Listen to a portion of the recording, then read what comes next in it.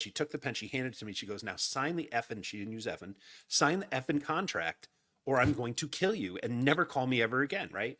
And so I am 6'4", 6'5". I'm literally like 18 inches taller than this person. Right. And and my eyes go wide. I'm like, yes, ma'am. And I take the pen and I sign it and my hand shook and, I'm probably beads of sweat on my forehead. And, and then I'm like, welcome to the Real Estate Reserve podcast. I'm Jason Balin from Hard Money Bankers. This is Ian Horowitz from Equity Warehouse. If this is your first time tuning in, welcome. I promise you're going to have a lot of fun.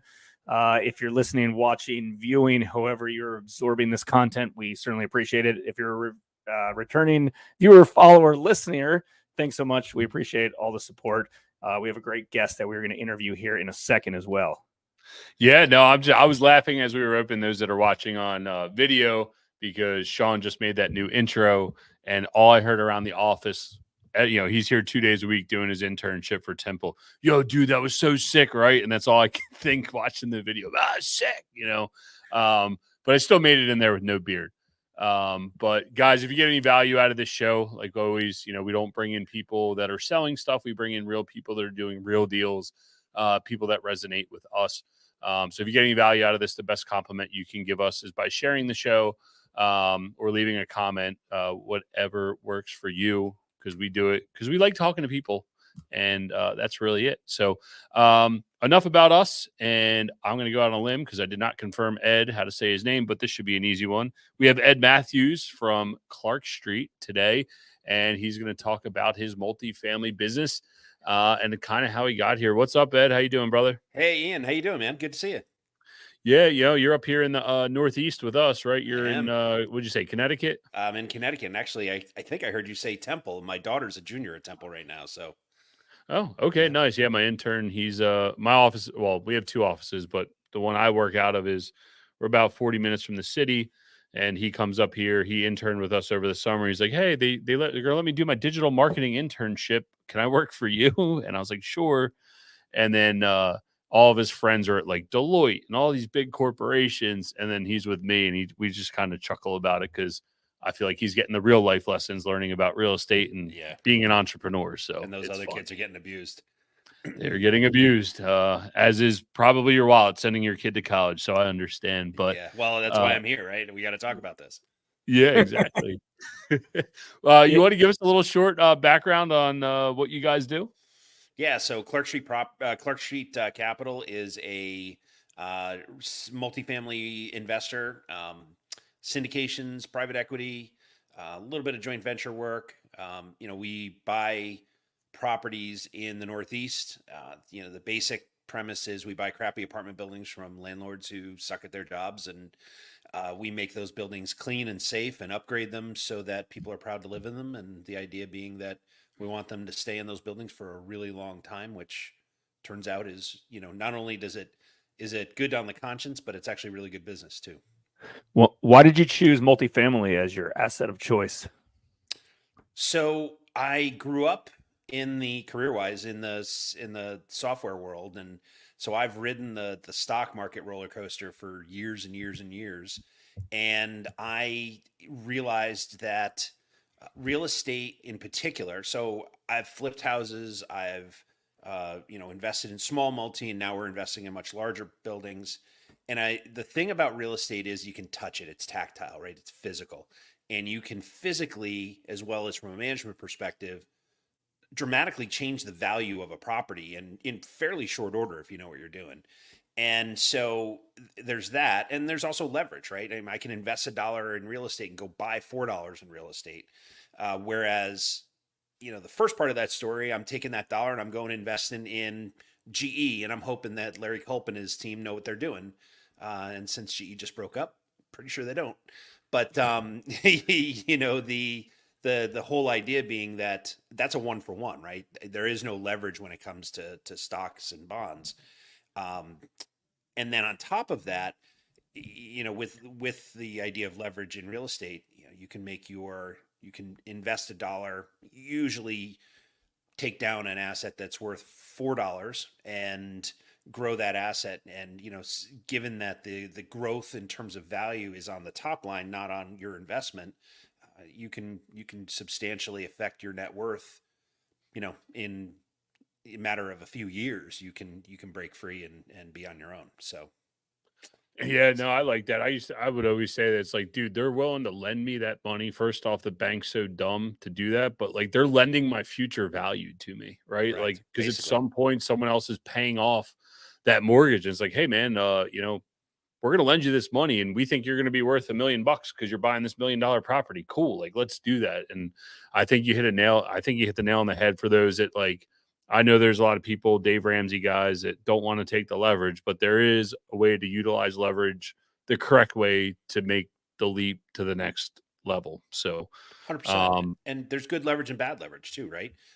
Good leverage is debt that makes money. So if I'm borrowing at 6% and my return is 18%, I'm making money in spades, right? And that's fine. And I'm going to borrow as much money as the bank will responsibly let me borrow, in order to grow a portfolio. You can't do that with stock, right?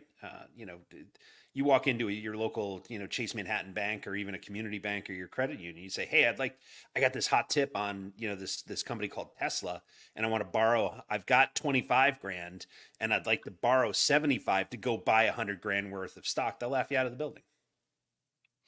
yeah, no, if they would have lent us that early on, we wouldn't be sitting here. We'd be on an island somewhere, right? But Hitting golf balls off of Ian's gigantic yacht, right? yeah, well, we would have flew on Jason's jet and we would have been good, right? So, Right on. but what so you said you were in the corporate world, and you said you were in the marketing space. So were you working for a big corporation then, or? No, I was working for teeny tiny Silicon Valley companies. So first 24-ish years of my career, I was flying all over the country and in some cases flying all over the world, slinging software and services, sales, marketing. I ran a couple of companies, and I was gone for 150 nights a year, just evaporated. And so I missed basically the first, roughly 10 years of my daughter's lives. And as they got into teenagerdom, fortunately, I had been building a portfolio along the way, and that portfolio, from a cash flow perspective, more or less surpassed our cost of living, what I was making in corporate America. And I was working for a company that, great company, but, I was standing in the middle of I was working for DocuSign. So you guys will probably know this. Maybe some of your audience will as well. Sure. And I was watching Keith Kroc, who was, he is one of the pantheon of like gigantic entrepreneurs. Keith's one of them, right? I mean, he's a billionaire several times over and earned every penny. And he was doing his laser light show, getting the team, me and my 3,500 colleagues all fired up for 2018. And I'm standing in the conference room and I'm going, I just can't do this anymore.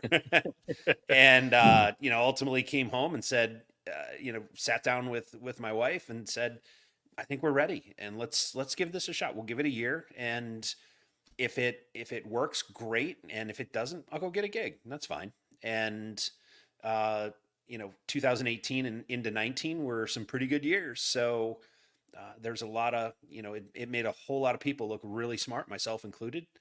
And so, we did very well. We grew the portfolio, and cash flow started to rain down, and it was, above and beyond anything that we ever needed. I mean, we don't live really high on the hog, mainly because we have two girls who aspire to go to college. One of them is down your way right now.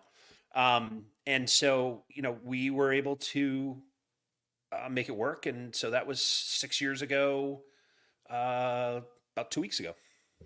Yeah, no, that's good. That's awesome to hear. I love hearing that because, a lot of folks think like, well, if I'm not young, if I'm not right out of high school, college in my 20s, I can't do it. And sometimes it's taking a step backwards to take 2, 3, 10 steps forwards on some of those things. And, done the right way, right? You replaced your cash flow, and obviously you're still taking a pay cut, right? No, I'm not. It's funny. I got a call from one of my old bosses. He's like, I have this team and you're perfect to run it. Any chance you want to run it? And I was like, Pete, I no, I just can't. I'm not going to do it. I'm making more money now than you're ever going to be willing to pay me. So, we can talk numbers, but you aren't going to like them. And, right. and And so, we never got that far because I said no about 15 seconds into his request. And we ended up, moving on and talking So about family.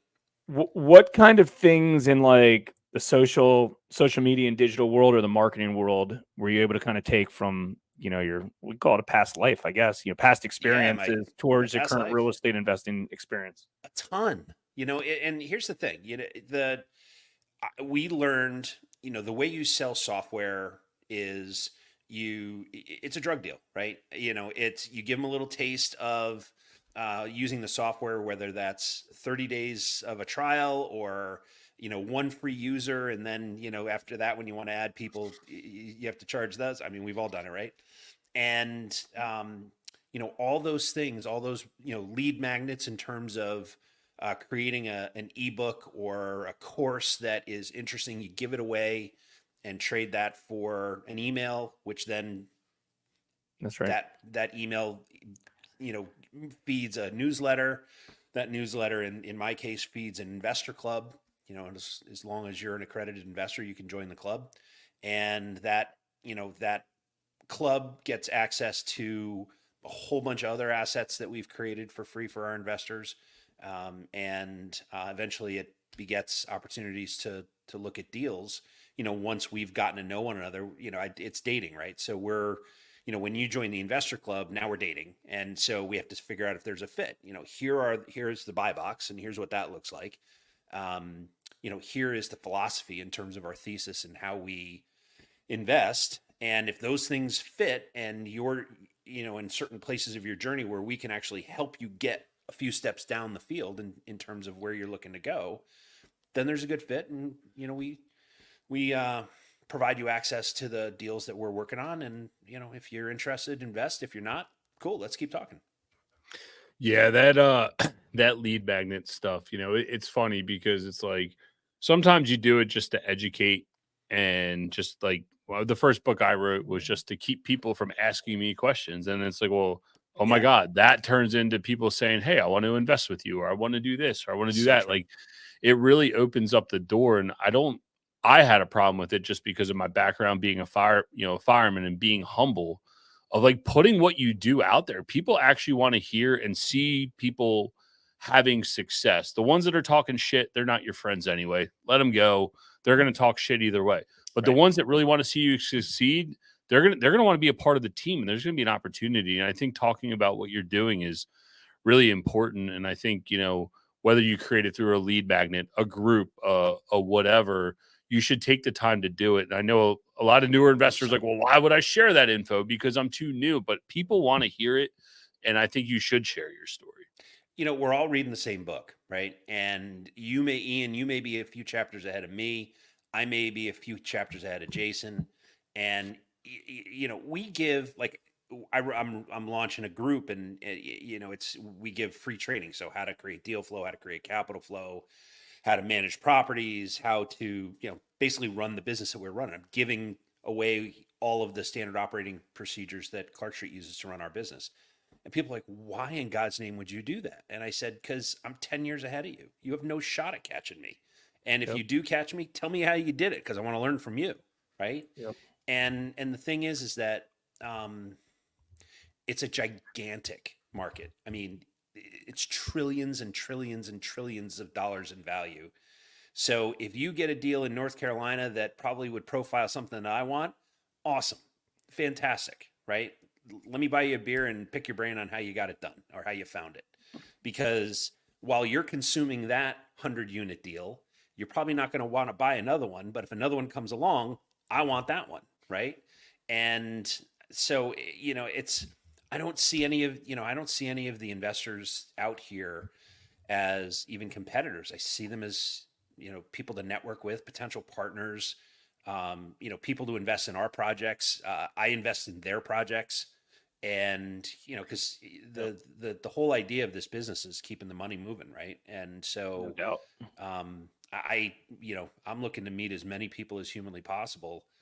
And if I can help, fantastic. Like, for instance, whenever I meet like a lot of, senior C-level executives tend to gravitate towards our business, from the tech world, because I speak their language. I was one of them, right? And so, one of the first questions I always get is, well, and these are smart people, right? These are, they're rocking 140, 150 IQs. They're hugely accomplished. Um, and they're like, well, why can't I do this? And I said, because you work 80 hours a week and you require sleep. And oh, by the way, your wife and kids want you home every once in a while. And, the fact is that this is my business and this is how I spend, my career now. And you can own real estate without actually having to be the landlord or the property manager. Right. And so once you see that light bulb go off, it's great. And in some cases, the light bulb doesn't go off. And so all of the curriculum that I mentioned earlier, we give it to them for free, right? You want to learn how to do it? Here's exactly how we do it. Here are all the forms. Here's all the processes, Yep. all the enabling technologies. Here's what my team looks like, job descriptions, everything. Everything you could possibly want is yours.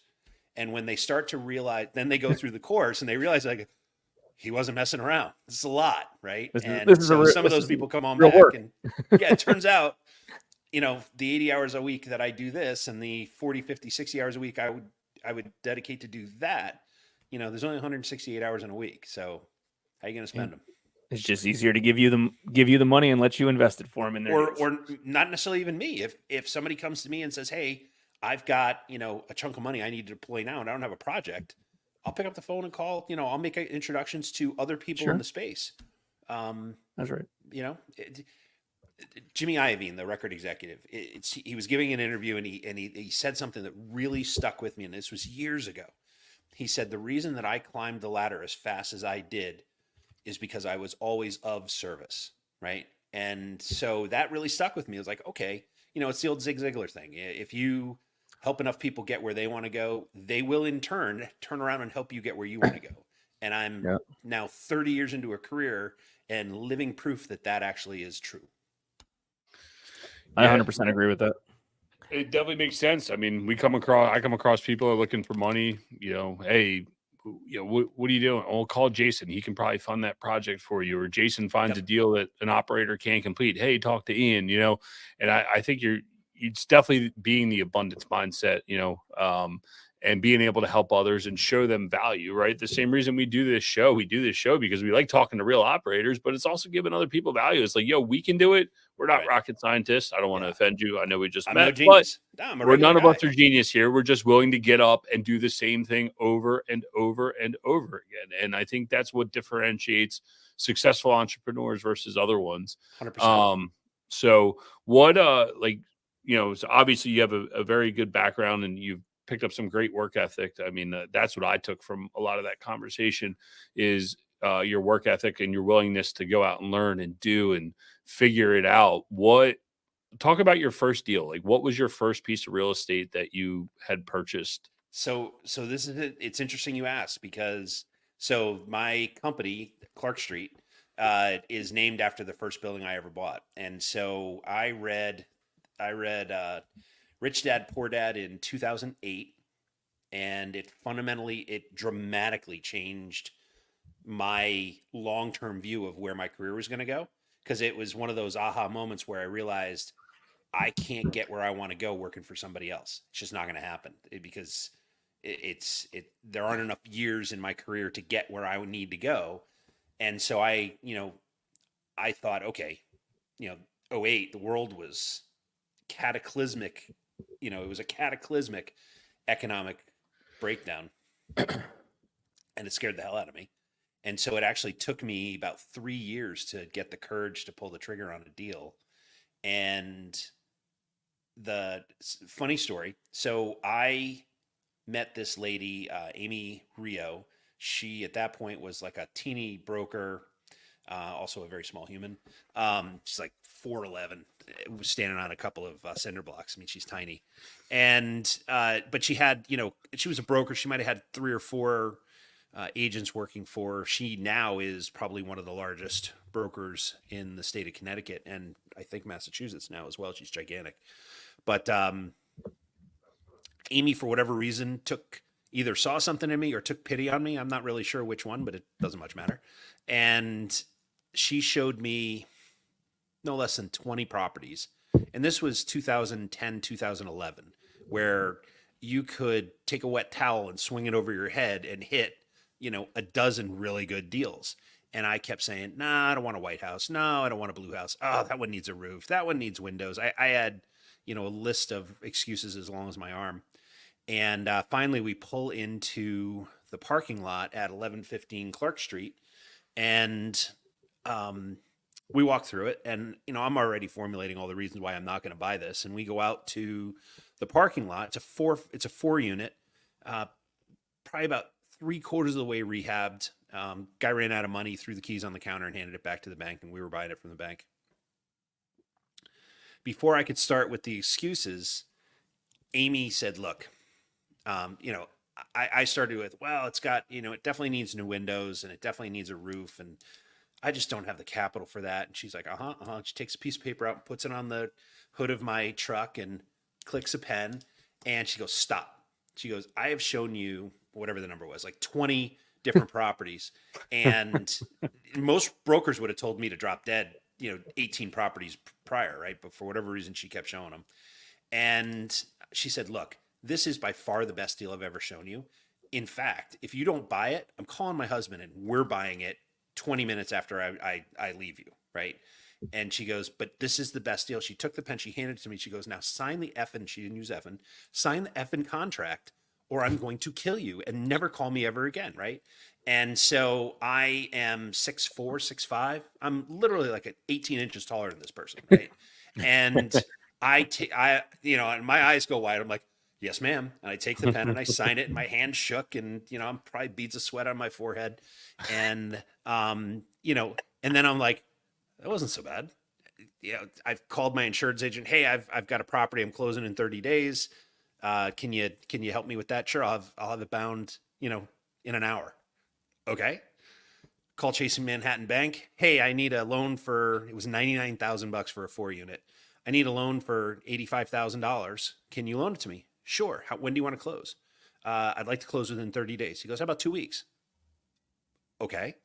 And, less than a month later, I own that building. And the reason I was excited when you asked that is today I got notice of clear to close from the guy who's buying that building, now in 11, 12 plus years later for 4x what I paid for it. And it cash flowed basically every single day I owned it between February of 2011 and Friday when I closed on it.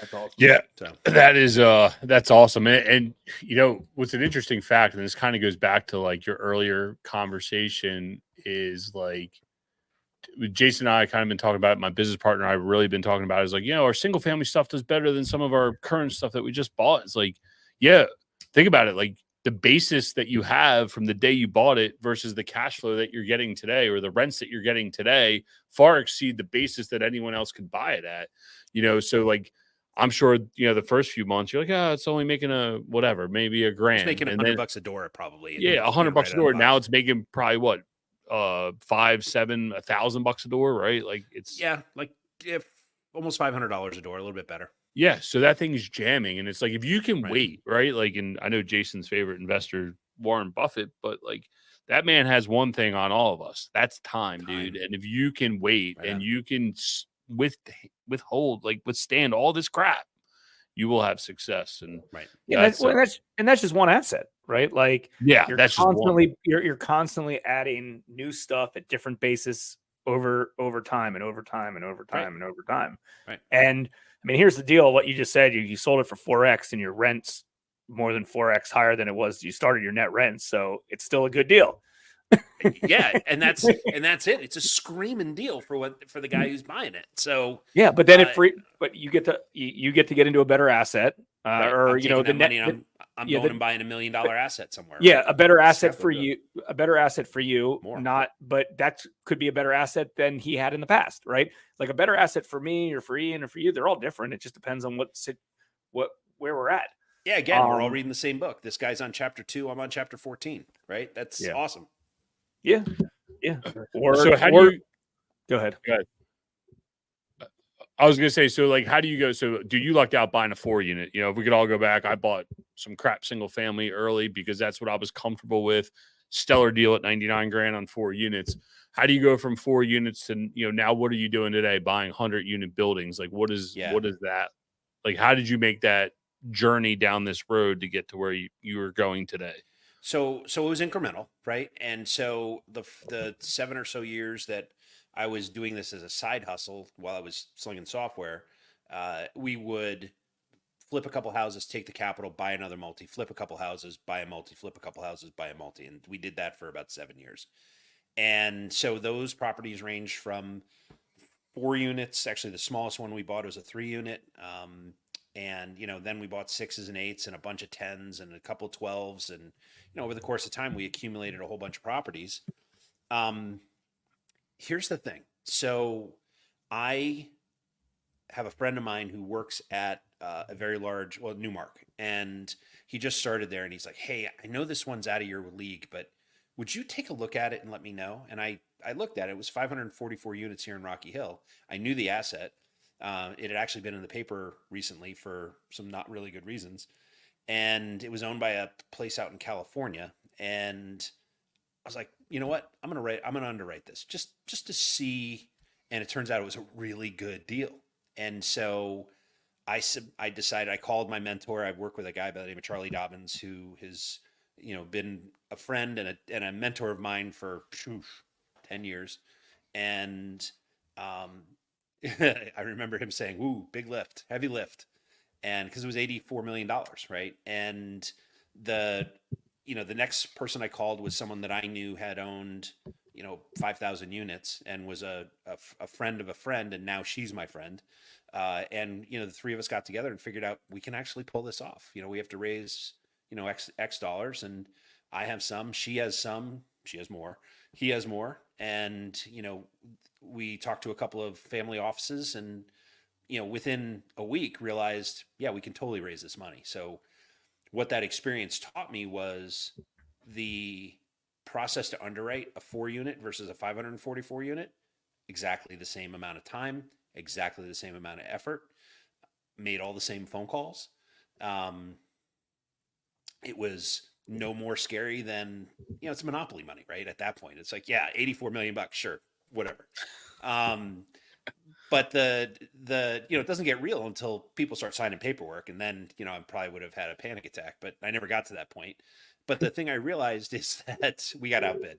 But the thing I realized is that it's the same process. It was the same letter of intent that I use for every single property we bid on. Had we won, it was 3 or 4 phone calls to pull the deal together, having done all the legwork that we had done. And it taught me that I'm done hitting singles. It's time to start hitting doubles, triples, and homers. And so we had already been in the process of trading up, and then I thought, it's time. I'm gonna get aggressive here. We're selling everything, and we're gonna 1031 exchange into the largest assets we can possibly find. And so the goal here now in 24 and 25 is I want to close 125, or I want to put under contract 125 units every quarter for the next 8 quarters. And will we do it? We're certainly going to try. And I've already got a line on, a handful of deals that fit the bill. And we've already put in a whole bunch, including 2 today, that fit the bill. And, I figure we've got to put in, 10, 12, 15 offers to get our one. And sometimes it's a lot more than that, because I'm underwriting 80, 90 deals to get to that 10 or 12. And, so we're, the goal is to do that. And we're well on our way. I expect to get feedback on the whole bunch of LOIs that are on the street sometime next week. So fingers crossed. Jason, you want to make a bet? Sure. Let's interview Ed in 1 year from now, because he just said, I want to do 125 units each quarter for the next 8 quarters. What do you think? 2 quarters in with some success, he'll be like, I'm going to do 250 units for the next go around, right? And keep leveling up, right? Because you're going to hit it. And you realize how easy it is to hit. Right. I did the same thing. I put all this stuff on the pedestal. Jason, same way. I could be interested to watch your growth. I'm excited for that. That sounds fun. Thank you. Yeah, I'll see you in a year. No problem. I appreciate the accountability. That's awesome. Where are you concentrating? Are you concentrating in your backyard in Connecticut, or are we going out of state? Out of state. So in Connecticut's an interesting market in that it's a lot of old smaller buildings, right? You can buy 15, 20 units for as long as you want, but assuming they come up, there's not a ton of inventory here. And so in order to get where we want to go, we've got to acquire bigger properties, and they just, yes, that 544 was up, not too far away, but there just aren't that many around here. So we're heading south, and North Carolina is where we're focused. I mean, do the numbers support, do the numbers even support what sellers are asking for a property like that in the Northeast? No, not Yeah, at all. I mean, compared to the South, I mean, around here, it's obviously similar. I mean, I'm guessing there's very unreasonable cap rates that these sellers are expecting, and it's a different type of market. I mean, I know with Ian stuff, when he started acquiring, self-storage at scale, he had to move out of market. Right. He had to move out, had to move out of market. I mean, I know a lot of different hard money lenders in almost every market in the country. And I mean, we lend in, the mid-Atlantic area and the 6 surrounding states, in essence, right here. And, I compare regularly of like the types of deals they're looking at, the types of deals that we're looking at on a regular basis, just different market to market. It is. And not a bad thing, just a different thing. So I would guess, anywhere from Northern Virginia up through New Hampshire, those cap rates are still very unrealistic for that asset class. I mean, so I have this conversation with sellers twice a week where I tell them, I'm like, look, I'm happy to pay a 2021 price if you provide 2021 terms. You give me 3%, I'll gladly overpay by $500,000 for your property, no problem. And they're like, yeah, but I want my money now. It's like, well, okay, Marie Antoinette, you want your cake and eat it too? That is not reality. So they're out there. I haven't found a lot of them, but there are properties that are being, that are trading with seller financing. But at least here in the Northeast, I think people are still holding on tight to some pretty compressed cap rates. Yeah, we ran into the same issue with storage and even multifamily in the Baltimore metro areas because, I mean, you already brought up the family office right? Like we're sandwiched between DC, Philadelphia, New York, right? Like there's real institutional capital that surrounds us that they chew it all up, and it makes it difficult. One question I do have for you is how are you sourcing deals, on or off market? Both. So yeah. we are, it's kind of a 3-pronged approach. One is brokers, and, we're creating awareness, making friends, serving them in some way, shape, or form to the point where we earn the right to get access to those beautiful pocket deals. And that takes time. That's just human relationships, right? I mean, because our goal is to actually make friends with these people. We actually want to go have a beer with them, right? Or whatever. And so that's one. We are also focused on property owners themselves. And so, I use a handful of different databases, CoStar, Crexi, and PropStream to a certain extent, although those tend to be smaller. I'm looking for code violations. I'm looking for stress. If there's a Liz Pendens, in a particular, that we're looking for that kind of stuff. I'm just looking for, properties where the owner is, still a mom and pop and may have, for whatever reason, there's a stress in their life. And so I'm trying to solve it. So, we're making contact with those folks. And then the third is property managers. And with them, it's again, creating awareness, becoming friends, earning trust. And then, at some point I earn the right to ask them, who is your most stressed out property owner? And would you be comfortable organizing a dinner so that I can take you both out to dinner and let's talk about this? And I go into that dinner looking to help that person. Like, okay, what is the problem? Can I help you solve that problem? And in a lot of cases, and this is how we found a few deals, the way to solve the problem is too much for that person to want to take on. And they're like, I'm done. Okay, well, if you're done, what do you want for it? Let's talk about it, because I'd like to buy it. And, sometimes we were able to work out a deal, sometimes we're not. But so those are the 3 major ways that we're cracking the market. I haven't really found any wholesalers, that are operating at the level that we are looking to buy buildings. I mean, I'm looking minimum 50 units, and they're just wholesalers that don't play at that level. But there are probably 8 or 10 different ways to find deals. But those are the 3 major ones. Yeah, no, that's all good, man. Figuring out how to solve people's problems. That's what we all do. That's how we all get paid, right? Yep, Whether that's it's it. me or you buying properties or Jason's lending someone money and say, hey, look, I can structure a deal like this so you can buy that property. It's Right it's on. a no-brainer. So How's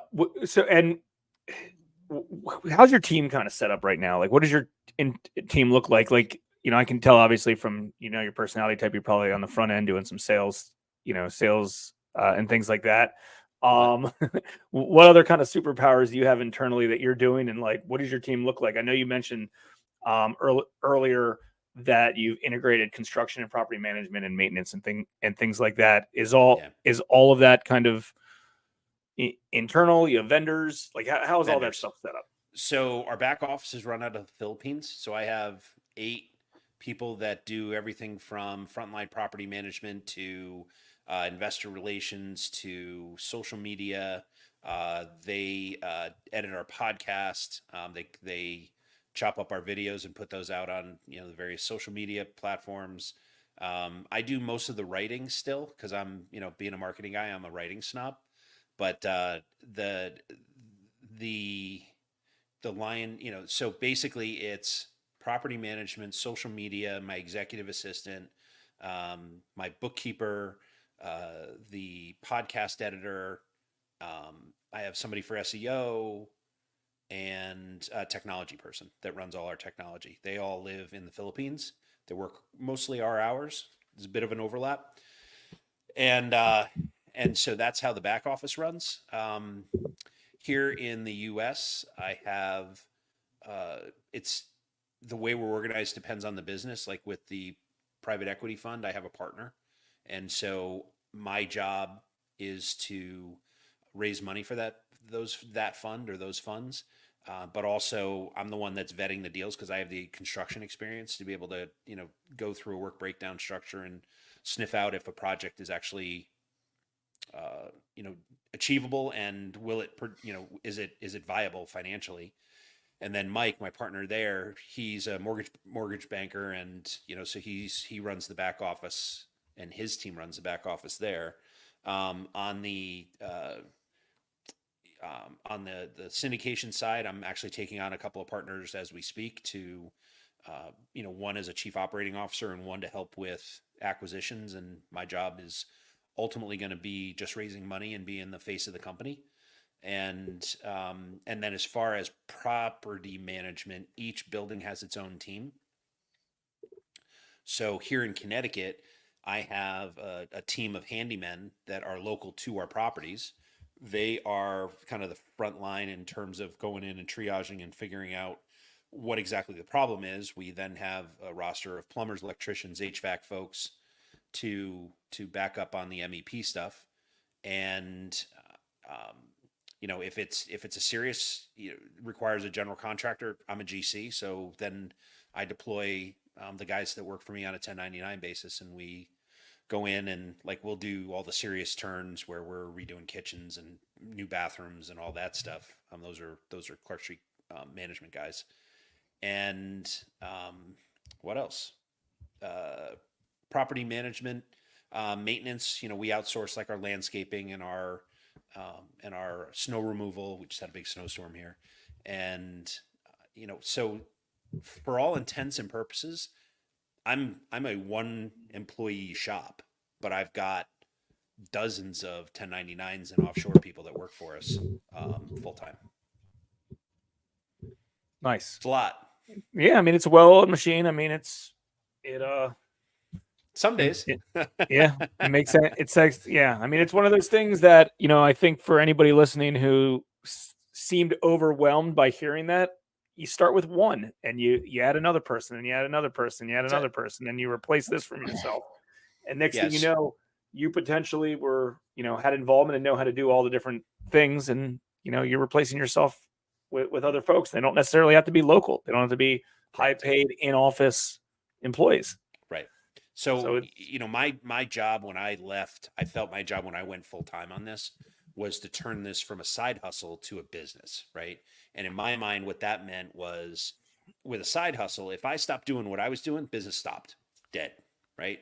And so when I was leaving Silicon Valley and I had all these, folks saying, "Hey, we want to invest," I was like, "Let me go break stuff first and let me figure out how to enable and create systems so that the business will operate without me." And so that took some time. It took, better part of 18 months. In some cases, some parts of the business, it took almost 2 years to kind of nail down. And all the entire objective was, can I take a day off and nothing changes, right? And so, I think we got there kind of the minimum level probably within the first 6 months, but it wasn't until about 2 years in that I actually had an appendectomy, went out for, the better part of a week and a half, and came back expecting mushroom clouds all over the place. And turns out all the bills got paid, all the work orders were handled, all the vendors got paid. And I was like, wow, they don't need me. Awesome. Mission accomplished. All right. Now I can go do other stuff. Right. Yeah. And you can tell you definitely you applied your skill set from corporate America. Yeah. In building, not that corporate America has some great structure. It does have good structure to be able to operate at large You'd be scale. surprised. Yeah. I mean, look, but they're able to, sometimes you got to be amazed by Amazon's ability to operate at such scale, right? And it's like, oh man, Yeah. like I guess they have some integral pieces in place that make sense that you can apply to business, and you take past practices and apply it. We came from the fire department, so SOPs and having standard operating procedures is what mattered to us, because Right. that was our background and our understanding of what made us successful at the fire department. So Yeah. it's similar. Agreed. Dude, you have definitely, I've enjoyed this conversation. I know Jason has too, and really your work experience and your life experience definitely shines through when you speak, and you can tell that your business is squared away, and looking forward to see where you're going. What book or podcast are you listening to or reading that you think everybody should hear, or something that's really had a massive impact on you? And I know you already said the Magic Purple book, but what else you got in that well? So I'll tell you, man, I try to read a book I do a lot of Audible. I try to listen to a book a week or read a book a week. Um, there's a handful of books I read every year, which I'm just kind of finishing that process. Rich Dad, Poor Dad, Cash Flow Quadrant are two of those. I read Ken McElroy's book, ABCs of Property Management, every year. I read Brandon Turner's Managing Rental Properties, which I think is probably the best property management book I've ever read. It's just outstanding. I don't know Brandon, so it's not a plug, but the things I tend to pay attention to are outside of real estate. I look at more operational stuff. So the E-Myth, particularly the one about real estate, is an excellent book. Good to Great, James Collins' book, which talks about how to scale businesses. Jeffrey Moore talking about how to grow product sets and be able to evolve businesses. So that's like Crossing the Chasm, Inside the Tornado. These books are excellent. As far as podcasts go, it's basketball season, so I listen a lot to Villanova basketball. So I'm a Villanova grad. Don't hold that against me, Temple.